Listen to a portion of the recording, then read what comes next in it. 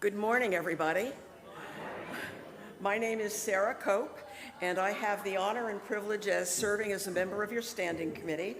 I'm here this morning to welcome you to First Church Unitarian in Littleton, and that welcome is for everyone present with us today and those of us who are online with us. Thank you for joining us. I have a few, well, not quite a few, brief announcements this morning. I'm going to try and make sure that they're all current as opposed to things that have already expired. And those of you who were here the last time will remember that faux pas. First of all, Reverend Kathy is hosting a workshop on giving a sermon starting at 11:30 right here in the sanctuary, and it will continue on in the vestry later on. Stewardship vid hugs are due and up and available for you to work on starting later today. I've been informed that there will be a listserv going out with specific instructions as to how to access that, and it will run through the 3rd of March. I think that's everything about vid hugs. Okay. If you are new to UU, there is a membership meeting next Sunday, See Community Matters for the details, where you can get more information about who we are and what we're all about. Okay, I want to make sure that everybody puts their phones in worship mode, at least those of you here in the sanctuary. Those of you at home, we won't notice if you answer the phone. Okay, last but not least, there are a couple of typos in Community Matters. One refers to the vid hugs, and the actual link will be in the message that you receive. It's Memento with an N. And the other is a program that we're offering on Sunday the 25th. I don't think anybody's going to come at 11:45 p.m. Maybe me, but other than that, it's supposed to be a.m. I would take questions, but I see we seem to have a quorum of kids here today, so we are going to close our welcome with a howl for the wolves. Is everybody ready? Ow! Thank you, and welcome to church. And where's my gong? There it is.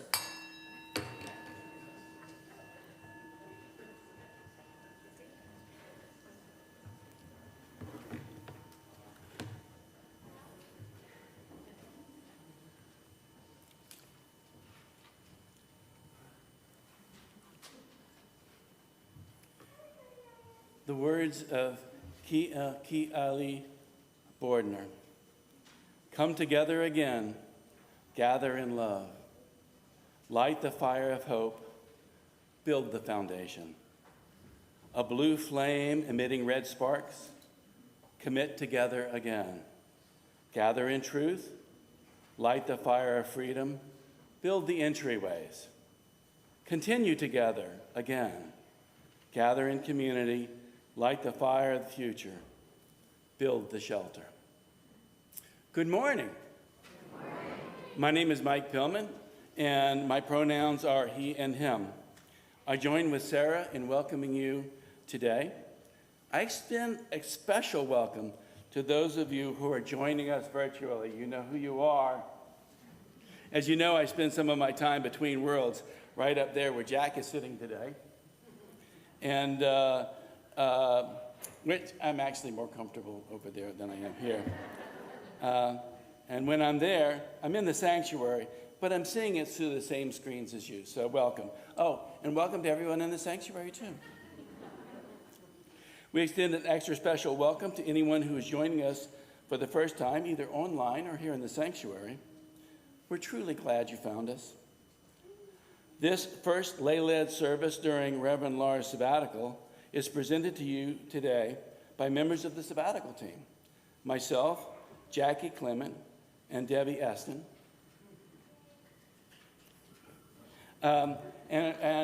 Monica was our executive team contact for this, and we have a couple of special cast members coming up later as well. We invite you, those of you that are here, to join us in the vestry after the service for coffee and conversation. If you're on Zoom, please consider staying online for a while for conversation. Reverend Kathy's sermon workshop, as Sara said, will be live streamed on Zoom, and there will be a recording made of it as well. The sabbatical team has taken certain liberties with the order of service this morning, as maybe you've noticed, in part to let those who know that experimentation is a good thing, within reason, of course. To that end, since the offertory is so late in the service, we invite those of you who wish to light a silent candle today to do that during the prelude, which is also usually before these words. Let our celebration begin.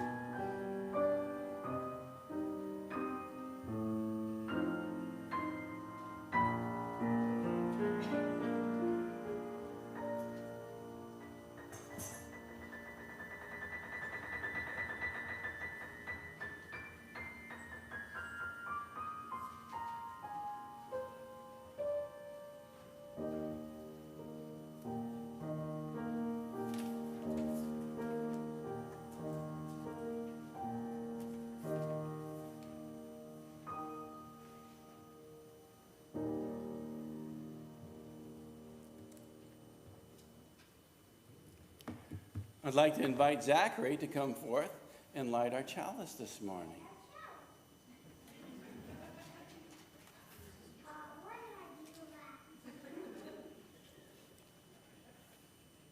Good morning, Zachary.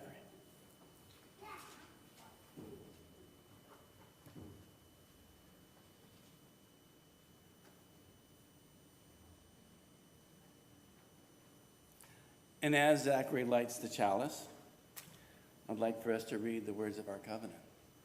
Love is the spirit of this church, and service its law.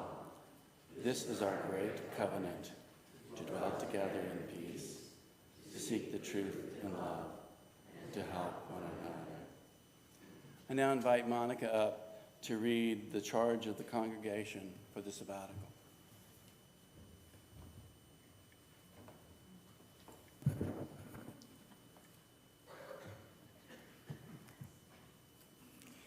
If all of you would look in your order of service on the second page toward the bottom, you can follow along.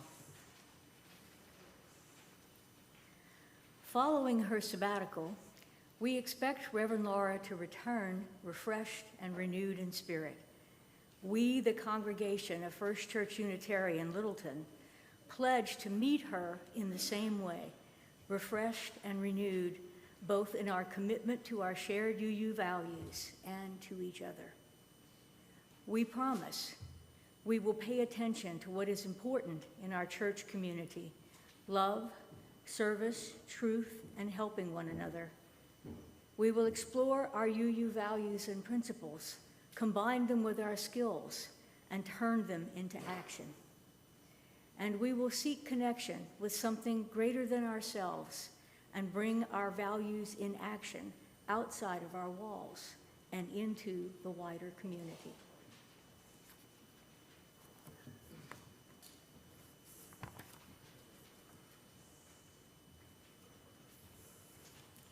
All right.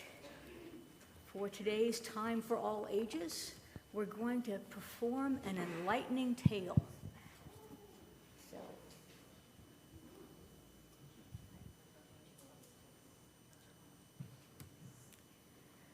we're ready? In many of the world's wisdom traditions, animals are the bearers of understanding and insight, each in their own special way. Many of these characters are known as tricksters, using games to help people learn important lessons. Some of those tricksters are fuzzy friends like rabbits, foxes, or coyotes, and others are birds like ravens or owls, and sometimes even spiders or snakes. A common lesson tricksters teach is that the things we think are complicated or difficult are really quite easy. And so today we have a story of a seeker of enlightenment who comes knocking on the door of a wise and beautiful cat named Bart.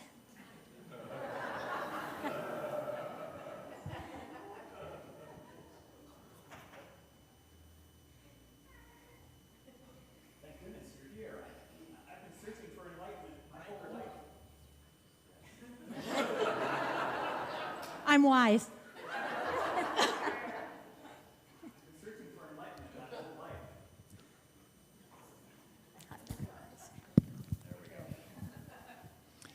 I've looked everywhere and still can't find it. You're my last resort. If you fail me, I fear I will die unhappy.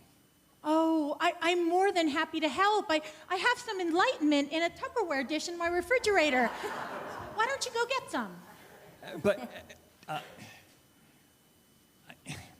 So you're saying that with enlightenment I will learn to help myself and others? No, I'm saying I have some in the fridge, in the kitchen. So it's some state of mind, this getting enlightenment? I mean, if you mean going to the kitchen and getting what you need, then yes. So I must walk a long way. Enlightenment is some kind of journey. It's really not that far. It's just the next room. Okay, so enlightenment is making a transition, a change, like entering a new room. The kitchen. It's right through the door. Then enlightenment is like a place where we prepare to feed ourselves. Why don't I get some for you? You can bring me enlightenment? What must I do? You just wait right here while I fetch it. But I've already tried meditation.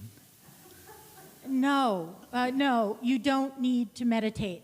Just wait. Here.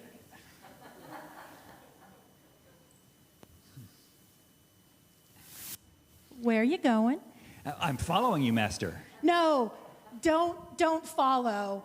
I will return with your enlightenment. You will return after being dead for 3 days?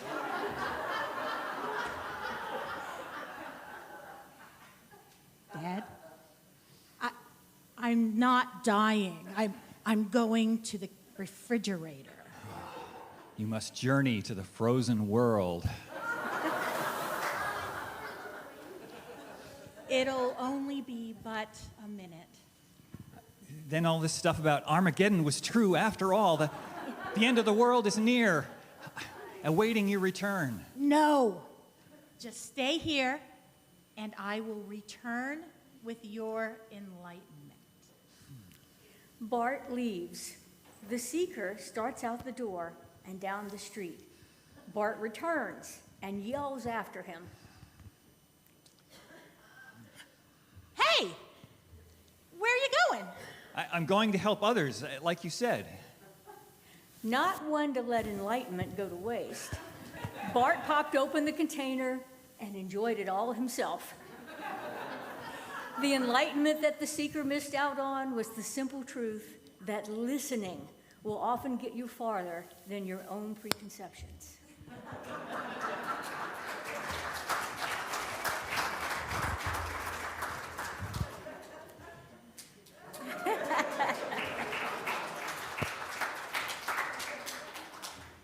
All right then, please rise in body or in spirit for our hymn, Enter, Rejoice, and Come In, which is number 361 in your gray hymnals.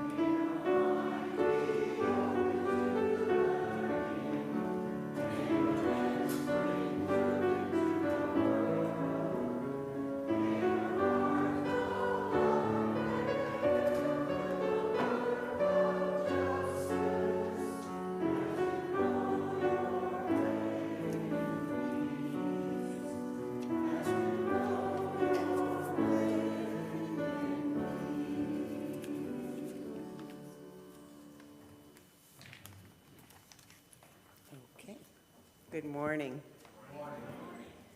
I'm Debbie Eston. My pronouns are she, her.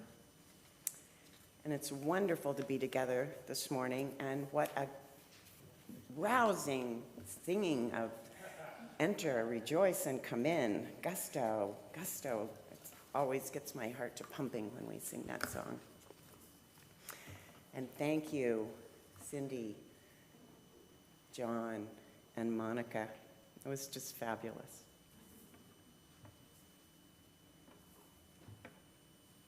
Enter. What a simple, powerful action word. Movement.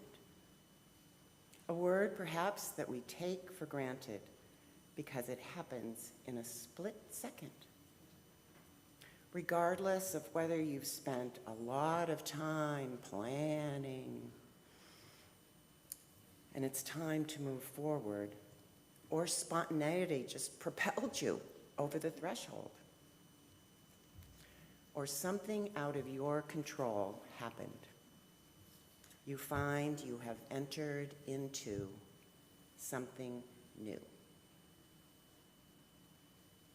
Now what? How do you feel? Perhaps excited, anxious, curious, frustrated, thrilled, sad. Sad to be losing what had been. Joyful for what is to come, and perhaps a bit of each. What do you do next? Hold that thought just for a few moments while I share a tiny bit of how I entered and became a part of FCU. Around 33 years ago. Not that we're counting. My dear friend Sara Lichtag told me about FCU. At that time, I was living in the Chicago area, having moved there while working for Digital. How many remember Digital? There are people who know nothing about it. Cheryl would tell me how welcoming and caring a community she and Larry had found. From time to time, when my work brought me back, well, here, to this area, I started attending, I visited at FCU. And I learned a lot through our conversations because she would share what was happening for her here in the community. Then in early September 1994, I moved, quote, here, started attending regularly, and the beat goes on. Honestly, though, I don't recall the specifics of my first visit. However, I knew FCU was a community with something special, very special. In my youth and in my 30s, I had attended Christian churches from time to time. I wasn't drawn to any church community in the way I was drawn to FCU. I think perhaps it's because it's a covenantal relationship, mutual commitment, loyalty, trust, a sense of shared purpose. Here, I have always felt welcome, supported, and loved. The myriad of opportunities to give, serve, and learn continually open my eyes and heart as I grow and deepen my relationships. Yes, over the years, more years than I can believe, seems like just yesterday, FCU has become an integral part of my life, my chosen family. When welcoming Sunday morning visitors, I often ask, what brought you here today? And so I now invite you to enter, there's that word, enter, into a contemplative time to reflect on what brought you here, be it the first time, any time, or this morning. And recall, if you can and will, how you felt upon entering and what you might do next.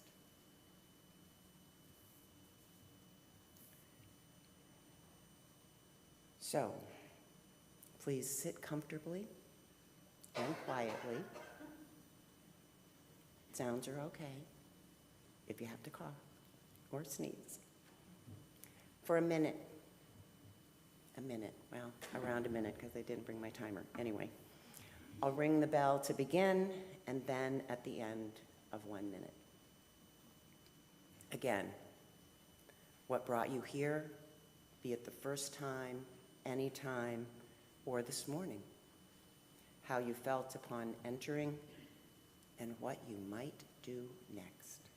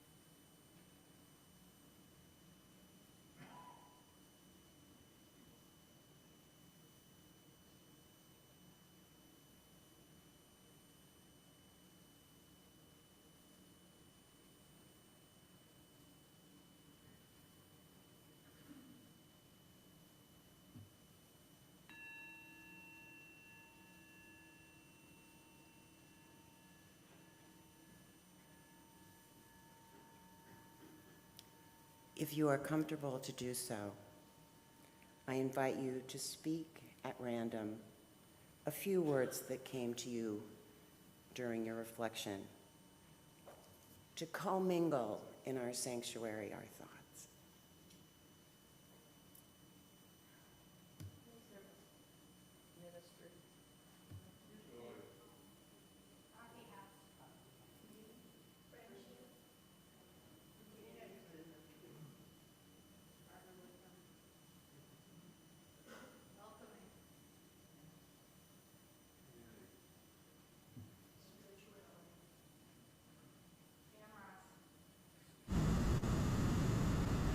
Fred Small.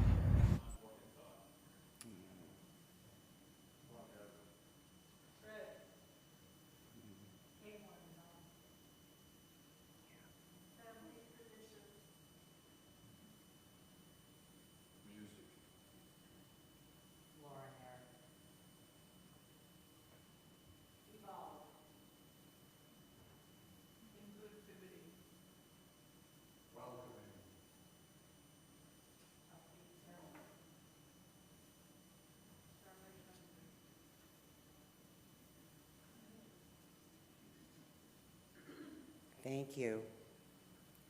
Thank you for being here.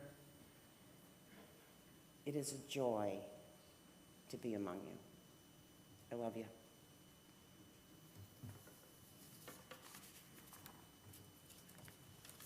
Oh, and now I move to my second page. Actually, it's the third page.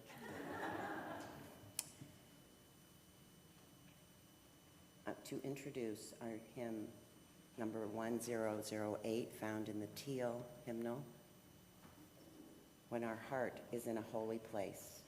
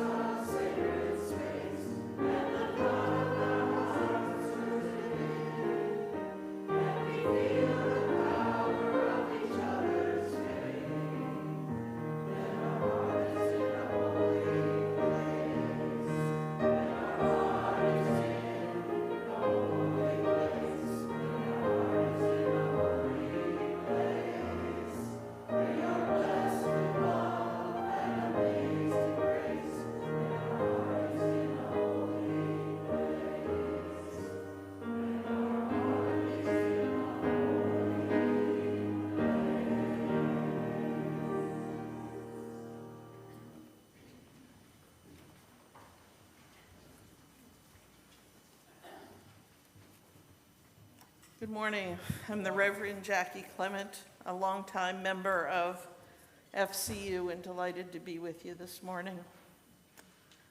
and rejoice. I call you to rejoice, friends. The time of sabbatical is upon us, and surely that is something worth rejoicing in. Hallelujah. Hallelujah. Why, after all, consciously enter into this special time if not to increase the well-being and joy of our minister and our community? In the lead up to my own sabbatical in 2016, I preached a sermon series on joy. And one of the best guides I had in that exploration was University of California psychology professor Sonia Lyubomirsky. According to Lyubomirsky, a researcher on happiness, a large part of our happiness is under our own control, affected by how we think and act. The external factors that we often think will bring us happiness, things like the perfect job, the perfect house, the perfect spouse, in fact, those things have relatively little impact on our happiness. They do make us happier, but only for a brief spell, and then we get used to them.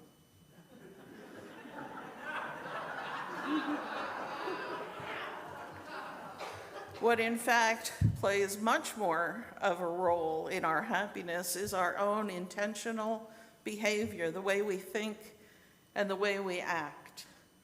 And when it comes to that intentional behavior, the three most important factors at play are the ability to experience gratitude, the choice to be generous, and the ability to gain a new perspective that casts things into a more positive light. And sabbatical is nothing if not a chance to change our perspective on things. It's a time of reflection and discernment, a time when we can look around and consciously choose how we want to be. A time when there is natural anxiety, but we can make the choice not to be hooked by that anxiety, but to be open to the possibility of creativity. And it's not just about what happens in these 4 months, but a chance to reframe our entire perspective about FCU and our role here. Everything that is our personal and collective spiritual search. Are we the stewards of an antiquated building designed for 18th century worship? Or are we the lucky owners of a space, a valuable space, that can be changed to meet today's needs? Is the incursion of technology into our worship services a distraction? Or is it a blessing that allows many more people to participate in meaningful ways? Will we despair at the situation of the world, or work with hope toward what we can envision? So this opportunity of time out of the stream of normal time, and the invitation included in the deacon's charge to the congregation that we read this morning, those provide us the ground for allowing us to fulfill this element of joy, changing our perspective in a positive way. But it goes beyond perspective.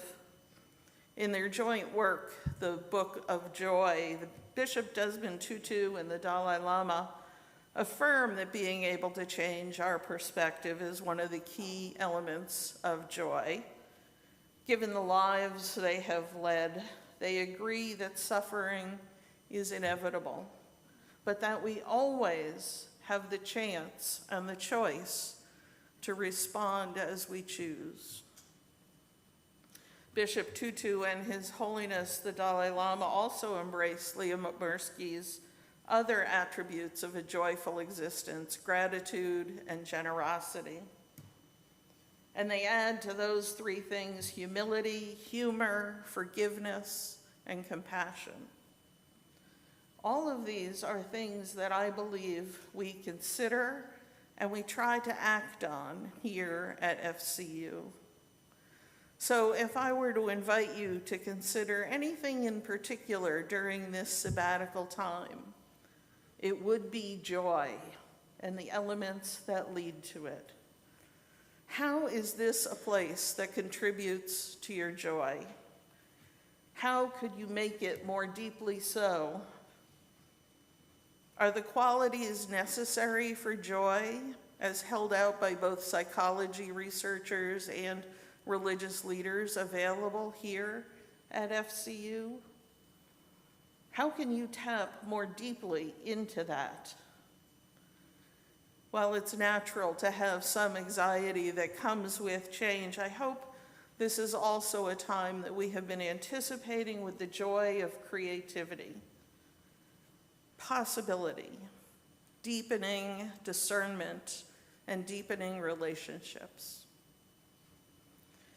As Surya Das writes in Awakening the Sacred, it's important for all of us to find ourselves and to find our joy path. When we are joyful, when we are happy, when we are spontaneous, we share love. So think about what makes your heart sing. What do you do to make yourself happy? What feeds your spirit and vivifies the love in your heart? Remember that the spiritual life is vibrant, not dull, ecstatic, not static. May it be so with your spirit, and may it be so here at FCU.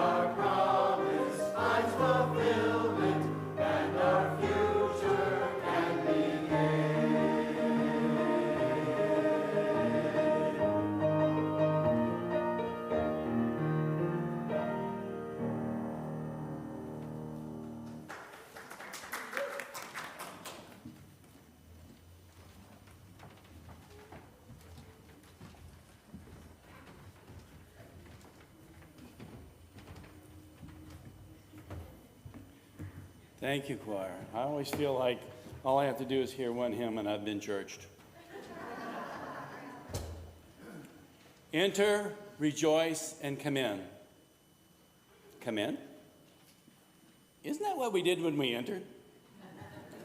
For the next 45 minutes, just kidding. I'll explore the deeper meaning to the phrase. I invite you to consider that come in could mean how we come in to a closer relationship with this community through service. We have given Reverend Laura the opportunity, among other things, to grow. In the charge to the congregation, we promise we will pay attention to what is important to our church community: love, service, truth, and helping one another. You have to ask yourself, how do I want my connections? How deep do I want my connections at FCU to go? FCU is nothing without the connections we make with each other. The best way that you can strengthen your connections to this community is to be involved. In my experience in this church, I've only heard of us having one law. Okay, two, no food or drink in the sanctuary. But I'm talking about service is our law. Yes, love is mentioned twice in the covenant, but in addition to service, we also covenant to help one another. It is this help one another phrase I'd like to focus on.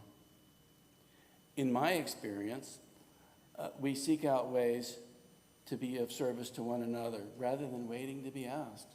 Though there is a good bit of answering the call going on as well. Each of us brings a unique set of skills, passions, and perspectives to the church. Whether it's through acts of service, volunteerism, or simply extending a listening ear to those in need, our contributions hold the power to ignite positive change and foster a sense of belonging in the community. You might be the person that brings a new perspective to an old paradigm. You might lead the church in a whole new direction. Or you might be just the person someone else in the community needs to help them through tough times. Recently, I asked some people to tell me why they were called to service at FCU Community. I wrote, each of us have our own motivations for gifts of time and talent that we give to our beloved community.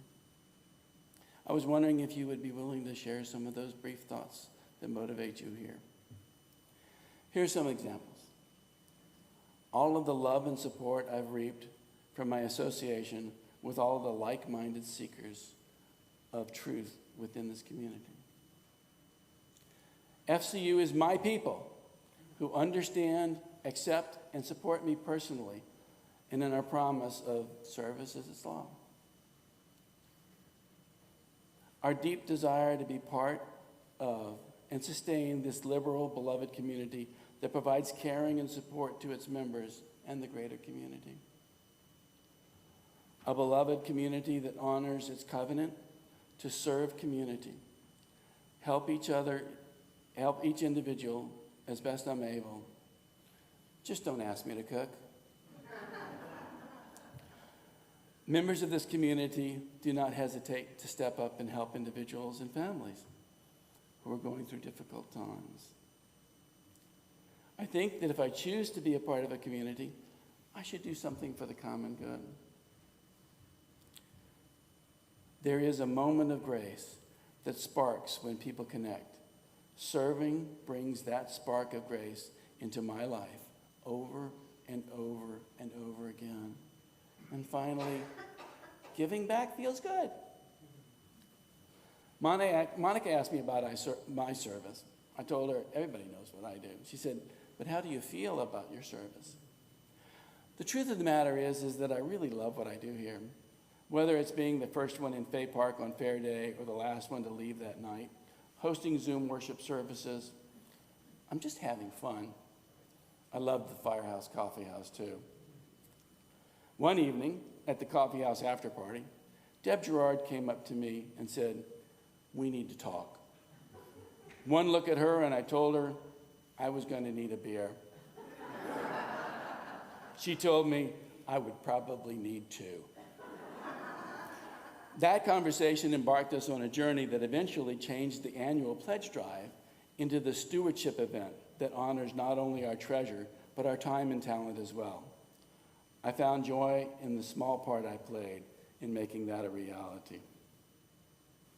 At FCU, we don't just help one another, we minister to one another. It is a deeply spiritual and meaningful gift we give. In this time of sabbatical, let us come in and commit ourselves to strengthening our ties to this community by the bond of ministering to each other. Let the fire of commitment set our minds and souls ablaze.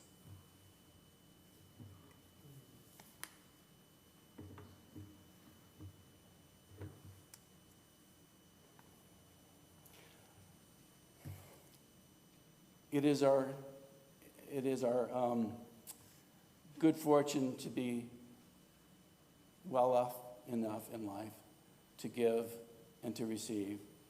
And I now invite Jackie up to talk about today's offering.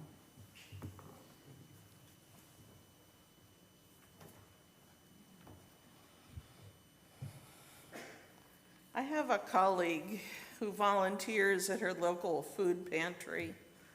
Not a particularly unusual thing for a UU minister to do.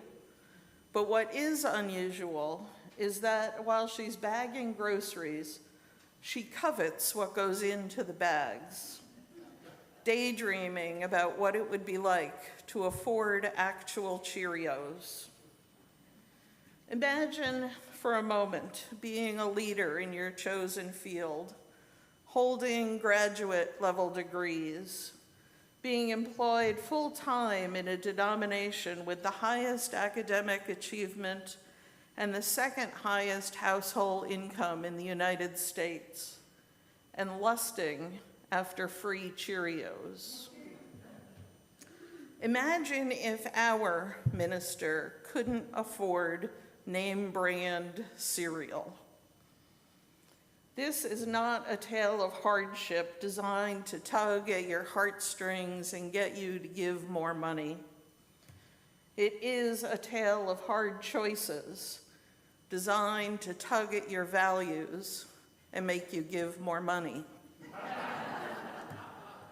My colleague made a choice to serve small congregations who might not otherwise be able to afford professional ministry. She made a choice to forego UUA fair compensation in service of Unitarian Universalism. As long as she's employed, she's getting by just fine on generic Tostios. But one unexpected doctor visit, and it might be otherwise. Once she retires, it might be otherwise. It is for many of our ministers and many of our church staff. As a denomination, we have declared that economic justice starts within our congregations in how we support our ministers, our administrators, our musicians, our religious educators, all of our staff members. But crises come to even those with full employment. And for ministers, the cost of training can far outstrip anything a congregation can pay. The Living Tradition Fund of the UUA was set up for just such an occasion when our ministers, their families, and our church staff face hard times. It is funded through individual donations and through collections like the one we take up this morning. It is our practice as a congregation to give away our offering once a month to an organization upholding our values and creating the change that we wish to see in the world. Today, that organization is the Living Tradition Fund of the Unitarian Universalist Association. If you're wondering why we left the offering until this late in the service, it is because there is a common bit of wisdom in ministry, that says that people always give more after the sermon, more than they would have before hearing a message about our common shared values. So today, let's prove that little bit of wisdom true and give generously to support the wider ministry of Unitarian Universalism in the world. If you are here in the sanctuary, you may offer cash or checks as indicated in the order of service. If you're joining us online, you may send a check directly to the UUA, also checking the Community Matters for the address, or you can go directly to uua.org and donate online. May all that is given in love be received with deep appreciation. May you know that your generosity has a true impact on the lives of those who serve our chosen faith, as well as on your own state of joy.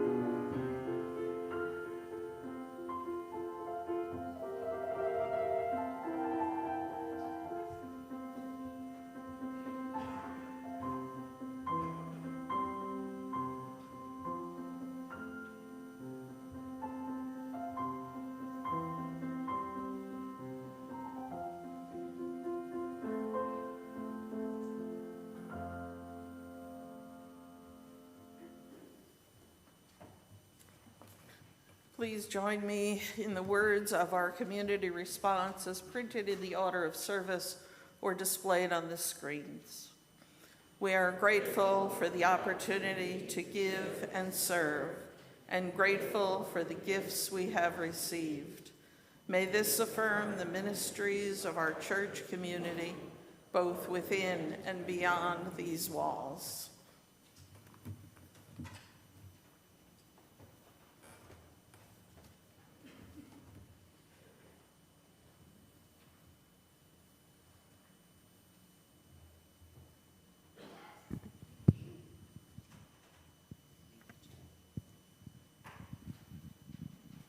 As is our tradition,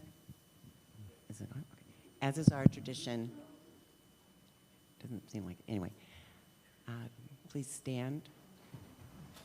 And as you're comfortable, join hands or shoulders or anything you got, or pause. How did that go, Mike? Hands or paws or anything you got there? Yeah. Or just surrender to love. Thank you.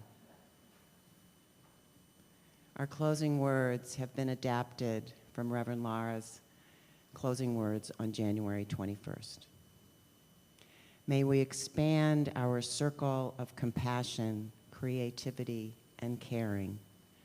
May this sabbatical time be a sacred time of renewal and revitalization, a time to learn and relearn the value of being